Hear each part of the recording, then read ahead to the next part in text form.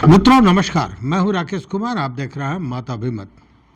मित्रों, शिक्षा विभाग के अपर मुख्य सचिव एस सिद्धार्थ, उन्होंने जो जिन बातों का खुलासा किया है उससे लगता है कि फिर शिक्षा विभाग मतलब स्कूलों में एक हलचल मचेगा। हलचल मचने का कारण भी है। हलचल मचने का कारण यह है कि अब तक छात्रों की उपस्थिति को बढ़ाकर दर्ज कर जो स्कूल के प्रधानाचार्य या प्रधान शिक्षक या जो भी रहे हों, यह लगातार गोलमाल करते रहे हैं, मध्याह्न भोजन से लेकर और तमाम चीज़ों में। रोज़ ऐसी घटनाएं आप सुनते रहे होंगे। अब ये चीज़ें कहीं ना कहीं रुक जाएंगी और जिस तरह शिक्षकों का जो ट्रांसफ़र हुआ और स्कूल को आवंटित करने के लिए जो फार्मूला अपनाया उन्होंने, एस सिद्धार्थ ने, मैंने वीडियो भी दिया था कि घर बांधो, द्वार बांधो, धरती बांधो, आसमान बांधो करके उन्होंने सारे भूत बेताल को बांध दिया।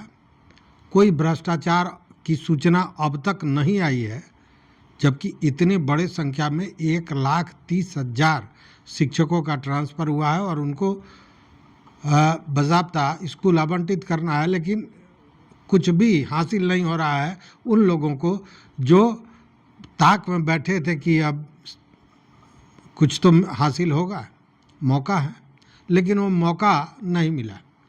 उसी तरह की स्थिति करने जा रहे हैं एस सिद्धार्थ छात्रों की उपस्थिति को लेकर, चूँकि उन्होंने कहा कि छात्रों की उपस्थिति अब बायोमेट्रिक्स के जरिए दर्ज कराई जाएगी।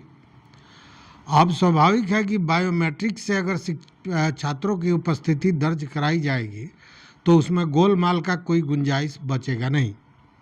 इसके पहले शिक्षकों का होता रहा है उपस्थिति दर्ज ई शिक्षा कोष द्वारा, वो भी एक तरह से समझिए बायोमेट्रिक्स की तरह ही वही पद्धति काम कर रही थी। अब ये छात्रों के लिए होगा। इसमें एस सिद्धार्थ का कहना यह है कि इससे सबसे पहले छात्रों की उपस्थिति सुनिश्चित होगी और जब छात्र रेगुलर उपस्थित होंगे तो निश्चित रूप से उनको शिक्षा के प्रति उनकी रुचि बढ़ेगी, उनका जो परफॉर्मेंस और बेहतर से बेहतर होगा। और एक महत्वपूर्ण बदलाव इससे यह होता है कि ऐसे चीज़ों से अनुशासन भी रहेगी, पारदर्शिता बने रहेगी और छात्रों की भी जवाबदेही बढ़ेगी। उनको लगेगा कि अब हमारी जवाबदेही हमारी भी है कि हम स्कूल जाएं, नियमित जाएं, वहाँ पढ़ें। और यह सब खुलासा जो एक लाइव प्रोग्राम करते हैं एस सिद्धार्थ शिक्षा की बात, उसी में इन सारी बातों का खुलासा उन्होंने किया। इसी दौरान उन्होंने एक और बात का खुलासा किया जो कहा जा सकता है कि निश्चित रूप से बहुत बेहतरीन होगा, कम से कम गरीब छात्रों के लिए, उन छात्रों के लिए जो उस सुविधा को पैसा देकर बाहर से प्राप्त नहीं कर सकते हैं। और ये सुविधा क्या? तो एस सिद्धार्थ का कहना है कि वो आवासीय कैरियर सेंटर बनाएंगे जहाँ पे सरकारी जो शिक्षक हैं वही बच्चों को, जो गरीब छात्र हैं, उनको कैरियर की जानकारी देंगे। मतलब कि केवल किताबी पढ़ाई ही नहीं, किताबी पढ़ाई के अलावा उनको इस हिसाब से तैयार किया जाएगा कि बाहर जो प्रतियोगिताएं हो रही हैं, जो एक प्रतिस्पर्धा है, उसको वो मीट कर सकें, उनसे जूझ सकें और अपना रास्ता बना सकें। तो एक ये भी बड़ी महत्वपूर्ण चीज़ है। और इसमें सबसे बड़ी बात है कि वैसे छात्र जो बाहर कोचिंग में जाकर पैसा खर्च करके नहीं पढ़ सकते हैं, उनके लिए एक सुनहरा अवसर मिलेगा। तो निश्चित रूप से इसको कहा जा सकता है कि यह बेहतर चीज़ है।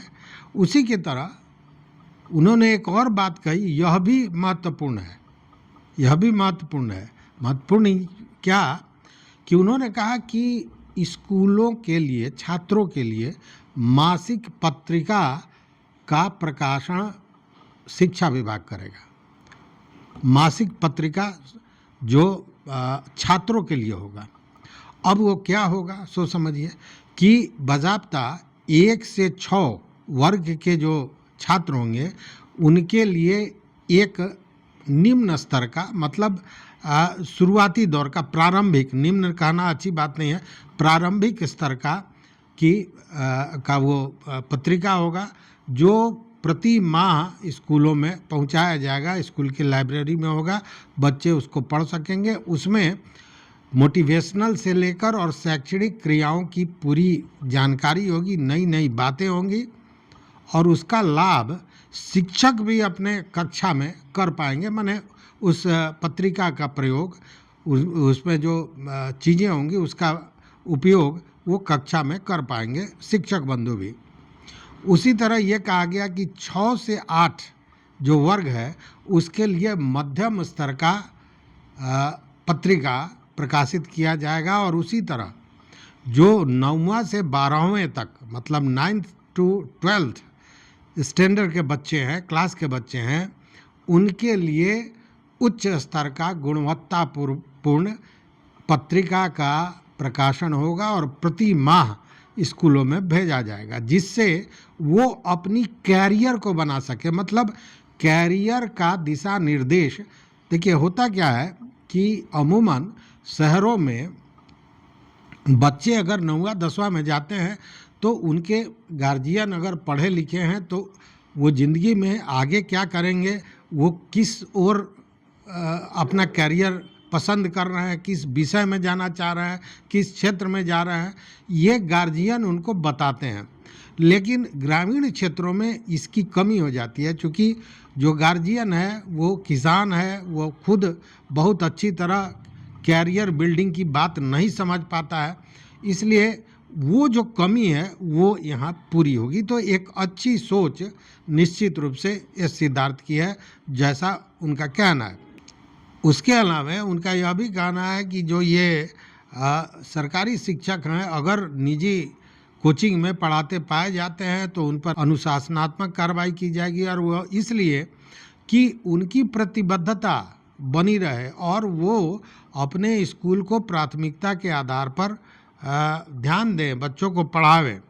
उसी तरह उन्होंने कहा है कि प्रत्येक स्कूल में, विभाग चाहता है कि प्रत्येक स्कूल में प्रत्येक विषय के शिक्षक हों, और अगर किसी कारण से शिक्षक नहीं है तो बगल के स्कूल के शिक्षक आकर वहाँ उस चीज़ को पढ़ावें, उस विषय को पढ़ावें। उसके अलावा एक अच्छी बात और है, और वो अच्छी बात है कैलेंडर निर्माण का, वार्षिक कैलेंडर।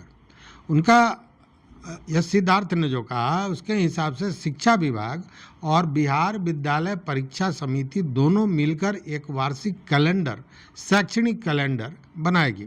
और सबसे बड़ी बात इस कैलेंडर की ये होगी कि इसमें सारी गतिविधियों की जानकारी तिथिवार होगी। जैसे मान लीजिए कि छात्रों को कब पंजीकरण कराना है, उसकी तिथि पहले से उसमें स्पष्ट होगी और उसी समय वो काम होगा। उसी तरह सेंटअप परीक्षा कब होने वाली है तो उस परीक्षा का भी जो तिथि है पहले से अंकित होगा, और भी जो शैक्षणिक काम है, जो शैक्षणिक क्रियाकलाप है, सारे चीज़ उसमें रहेंगे और तिथिवार रहेंगे, मतलब डेट भी रहेगा और उसी अनुसार पूरे वर्ष शैक्षणिक कार्यक्रम चलेगा। तो चीज़ें तो बड़ी अच्छी हैं, लेकिन सबसे शुरुआती जो बायोमेट्रिक्स वाला मामला है वो देखिए क्या रंग लाता है, क्योंकि तरह तरह के बहाने बनाए जाएंगे। आपको याद होगा जब शिक्षकों का ई शिक्षा कोष पर उपस्थिति का मामला आया तो तरह तरह की बातें आई, तरह तरह के परेशानियों की बात हो रही थी, और आज वो सारी चीज़ें समाप्त हो गई। उसी तरह जब छात्रों का मामला आएगा तो वहाँ भी तरह तरह का खेल होगा, तरह तरह के नाटक नौटंकी देखने को मिलेगा। देखते हैं आगे क्या होता है। आप भी देखते रहिए मत अभिमत। मित्रों, चैनल पर नए हो तो सब्सक्राइब कीजिए, लाइक कीजिए, दोस्तों के साथ शेयर कीजिए और अपना विचार जरूर दीजिए। बहुत बहुत धन्यवाद, कोटिशा आभार।